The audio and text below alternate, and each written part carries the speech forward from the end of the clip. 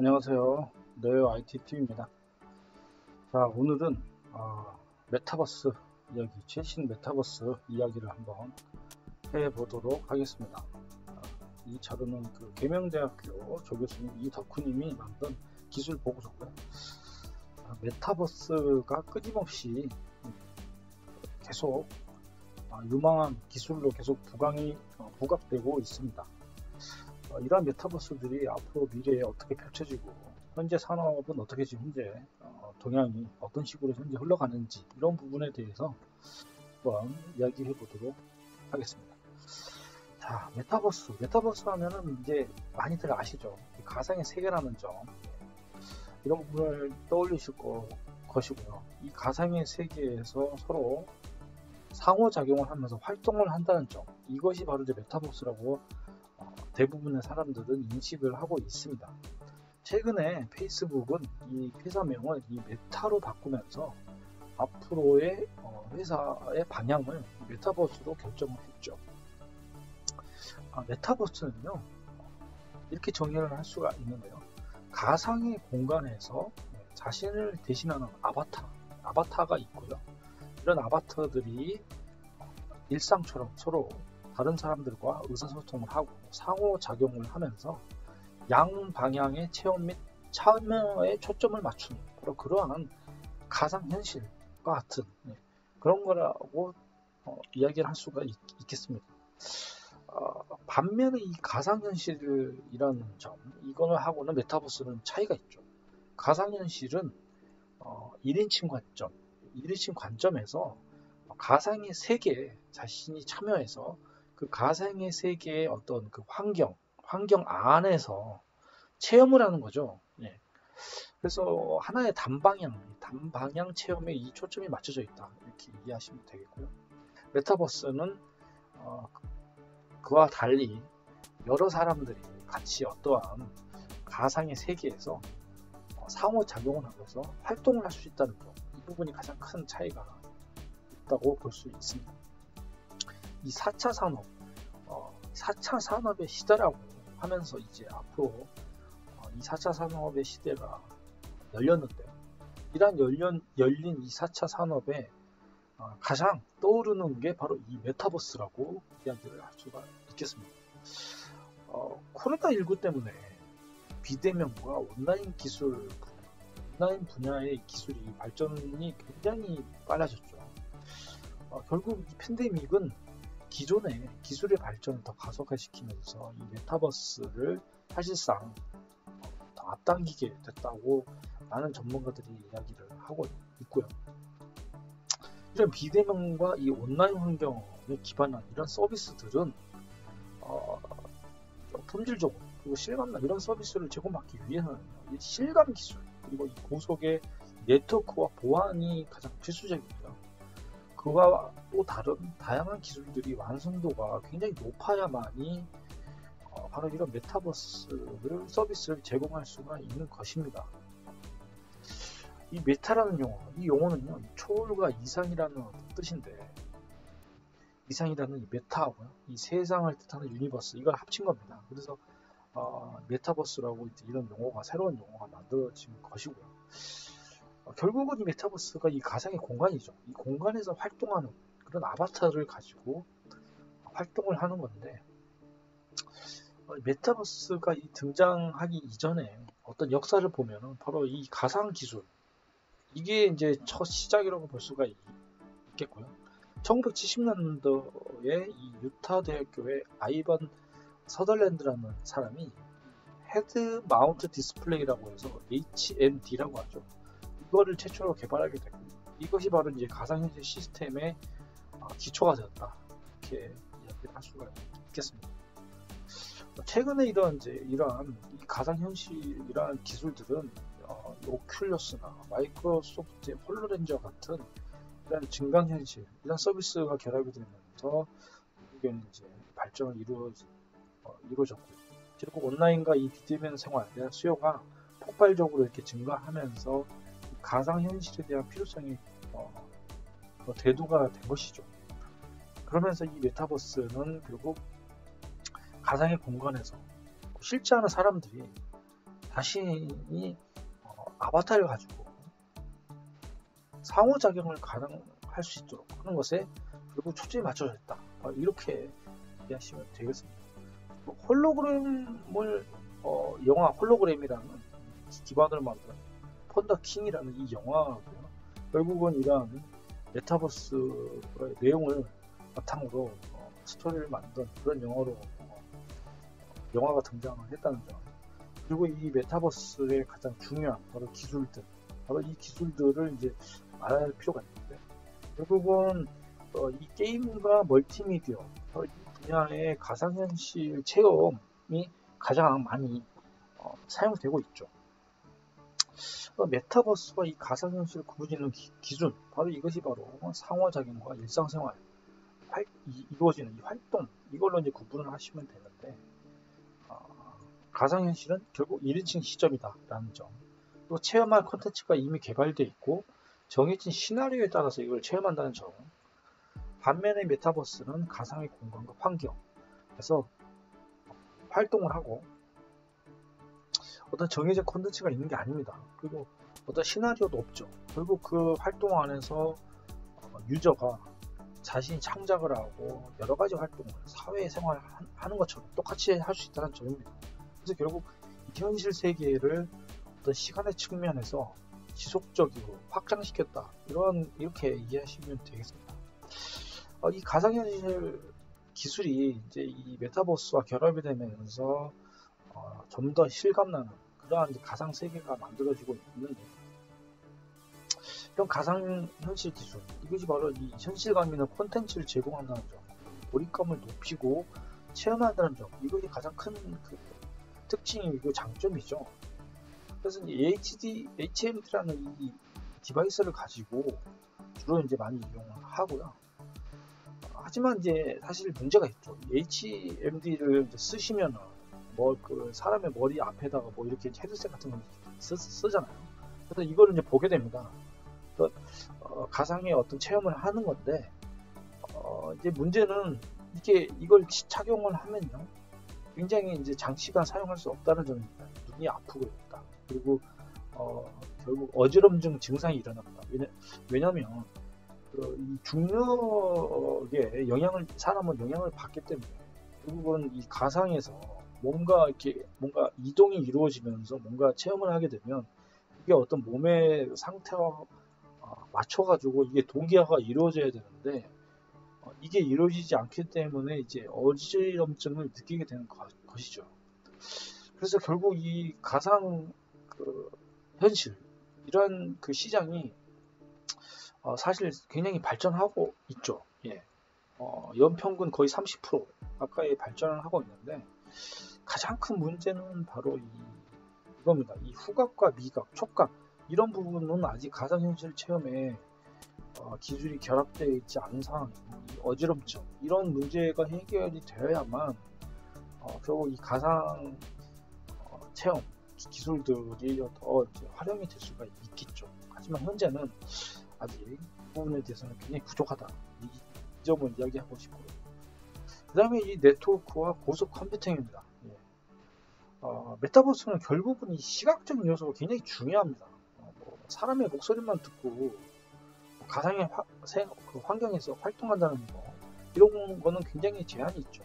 그래서 결국은 시각적인 게 굉장히 중요한데, 결국 원격 근무, 비대면 협업, 이것도 이걸 하려면은 결국은 이 업무 정보가 안전하게 공유가 되고 신속하게 이 데이터 교환이 돼야 됩니다. 이렇게 되어야만이 현실과 가상을 구별할 수가 없겠죠.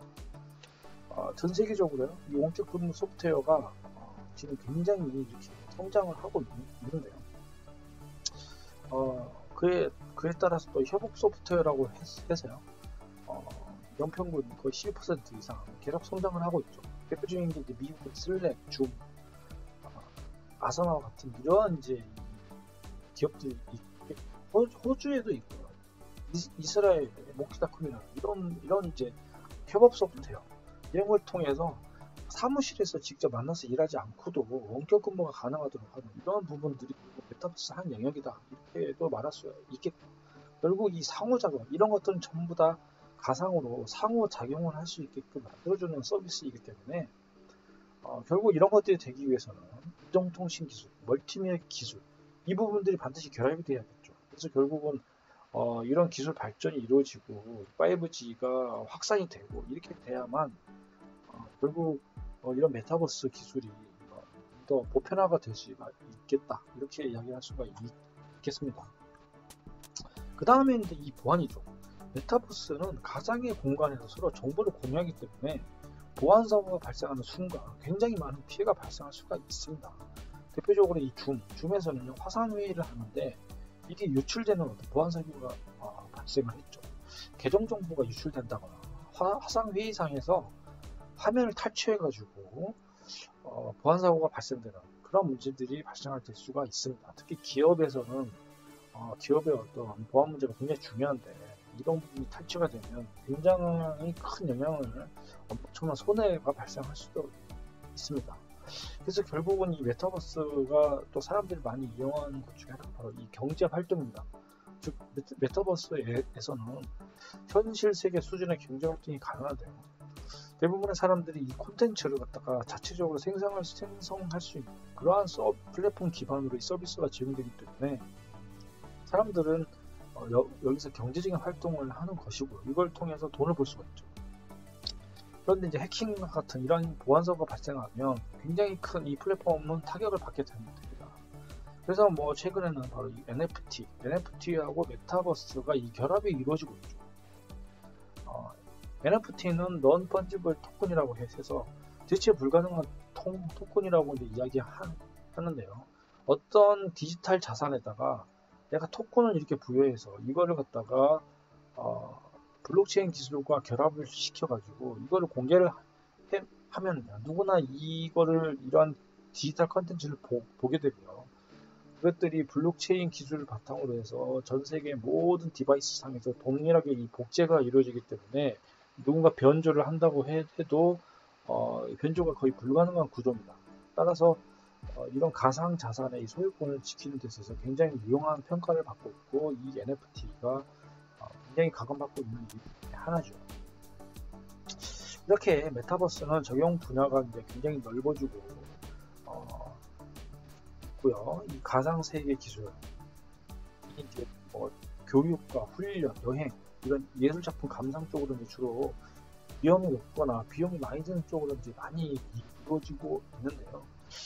앞으로도 이제 이런 가상 현실에 대한 영역이 좀 더 현실 세계로 더 많은 다양한 분야로 확산이 될 건데 메타버스에는 이제 대표적으로 이제 플랫폼들이 여러 개가 있는데 바로 이제 여러분들 잘 아시겠지 마인크래프트라든지 그다음에 로블록스 많은 초등들 어린 초등학생들이나 이런 이제 유소년 친구들이 이 메타버스 세계에서 게임을 한다거나 의사소통을 한다거나 다양한 컨텐츠를 만들고 있죠. 그 다음에 이제 제페토 여기에서는 패션 산업이 결합이 되고 콘텐츠 여러 가지 음반이라든지 음악 콘텐츠들이 결합이 되면서 최근에 연예 기획사까지 들어오게 되면서 굉장히 이제 핫한 그런 플랫폼으로 인식이 되고 있습니다. 그리고 뭐 옴니버스 엔터프라이즈, 스타라인, 갤러타, 호라이즌 같은 이러한 여러 가지 플랫폼들이 있습니다. 그리고 이 플랫폼들이 제공하는 이 플랫폼 안에서 사용자들은 이 플랫폼에 접속을 해서 이 안에서 컨텐츠를 만들거나 소비하거나 하는 그러한 경제적인 활동들을 하는 것입니다. 그래서 결국 이 메타버스는 플랫폼이 제일 중요하다 이렇게 얘기를 할 수가 있습니다. 현재 이러한 다양한 이러한 메타버스 플랫폼들이 우후죽순 생겨나고 있고 많이 있죠.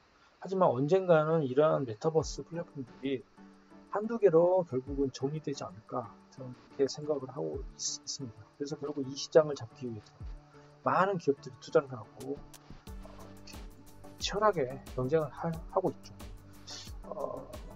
영화도 최근에 스티븐 스필버드 감독이 만든 레디오와 낫인가요? 레디오와 플레이어인가 하는 그런 영화를 보시면 그 안에서 사실상 게임을 하면서 경제활동도 하고 많은 친구도 만나고 그런 사회 어떤 인간들이 사회생활을 그 안에서 하는 그런 형태의 세상이 결국은 열릴 수 있다는 점, 이 부분이 사람들이 가장 흥분하는 것이죠. 결국은 자유로운 소통, 그리고 큰 어려움 없이 나만의 콘텐츠를 만들 수 있다는 점, 이게 가장 큰 장점이 아닌가 이렇게 생각합니다. 골드만삭스는요, 최근에 이런 얘기를 했습니다. 나의 아바타의 모습을 내가 선택할 수 있다는 점, 이것 때문에 사람들은 메타버스를 한다. 그리고 콘텐츠를 스스로 개발할 수 있고 다양한 무료 콘텐츠가 있다. 그리고 재화를 사고 팔 수 있고 그런 행위를 할 수 있다는 점, 가상의 공간을 떠나지 않고도 다른 공간으로도 옮겨갈 수 있다는 점. 그래서 현실에서 이런 현실 세계를, 현실의 어떤 가상 공간을 그대로 가상 공간에서, 다른 가상 공간에서도 그대로 영위할 수 있다는 점, 이러한 점들 때문에 사람들은 빠져들 수밖에 없고 열광한다는 점이죠. 그래서 이렇게 가상현실, 메타버스 세상은 이렇게 엄청난 성장을 할 것이다, 이렇게 다들 예측을 하고 있는 것입니다. 그래서 이쪽으로 굉장히 많은 투자가 이루어지고 있죠. 결국 이 플랫폼의 결국은 이런 투자로 인해서 이루어지고 있는데요. 메타버스 시장이 2030년 연평균 43%, 1조 5천억 달러 이상을 형성할 것이다, 이렇게 예측이 되고 있습니다. 그래서 이 메타버스 누가 선점할지, 그게 굉장히 중요하죠. 메타인 그 페이스북의 구 페이스북이 메타에 투자할지, 아니면 로블록스, 아니면 마이크로소프트 호라이즌인지, 여러분의 선택에 달려있죠. 최근에 메타버스는 이런 식으로 적용이 되고 있습니다. 학교 입학식, 그리고 기업의 최후 설명회 쪽으로 이렇게 현재 시도가 이루어지고 있고요. 사실상 이거는 초창기다, 이렇게 이야기할 수 있겠고요. 1대1 구직 상이다, 이런 부분으로 메타버스는 영향을 확대하고 있고요. 교육 쪽으로도 이제 확대되고 있죠. 결국 메타버스가 접근성이 되게 용이하고 콘텐츠 개발 및 이 콘텐츠로부터 굉장히 자유롭기 때문에 이게 이제 계속 활성화가 굉장히 용이하다는 점인데, 오히려 그런 부분 때문에 역효과가 있을 수도 있죠. 바로 이 유해한 콘텐츠가 존재한다면 이거에 대한 통제가 굉장히 어려울 것이다. 개인 프라이버시 침해, 보안사고가 굉장히 문제될 것이다. 이러한 이제 문제가 발생할 수 있을 것이다 라는 것 때문에 이걸 정책적으로, 제도적으로 뭔가 장치가 필요하다는 점, 이분이 앞으로 해결돼야 될 과제가 아닌가, 이런 생각도 듭니다. 결론은 결국 인간이라는 게 좀 더 편리하고 안전하다는 것을 추구하는 것이고, 산업은 고품질의 제품을 저비용으로 생산하고 싶어하는 것이죠. 이런 부분, 사실상 이 메타버스 안에서 이런 것들을 쉽게 구현할 수 있다는 점 때문에 각광받고 있지 않는가, 이렇게 생각이 되고, 현재 메타버스 기술은 굉장히 제한적입니다. 근데 이런 제한적인 부분들이 발전하면 결국은 이 기술의 발전, 메타버스에 대한 기술의 발전이 이루어지지 않는다면 메타버스는 앞으로 성장을 할지 아니면 쇠퇴하게 될지를 결정짓게 될 것입니다. 현실 세계의 활동 영역은 참으로 많죠. 무수히 많기 때문에 이러한 부분의 영역, 메타버스 안에서 이루어지는 건 결국은 기술의 발전밖에 없다, 저는 이렇게 생각하고요. 이런 기술의 발전이 앞으로 언제까지 이루어질까, 그리고 어떤 방식으로 발전되는 거에 따라서 메타버스가 빠르게 일상으로 들어올지 말지가 결정될 것이다, 이렇게 생각을 드네요. 메타버스의 변화의 방향, 결국은 이 5G, 그 다음에 착용 가능형으로 발전하고요. 비대면 형태의 플랫폼과 가상세계, 클라우드가 결합되면서 결국은 이런 기술 발전과 함께 통합적인 이런 기술들이 모두 통합되면서 어떤 통합적인 기술의 영역 만들어져야만 이게 가능해지지 않는가, 이렇게 생각이 듭니다. 오늘은 여기까지 하겠습니다.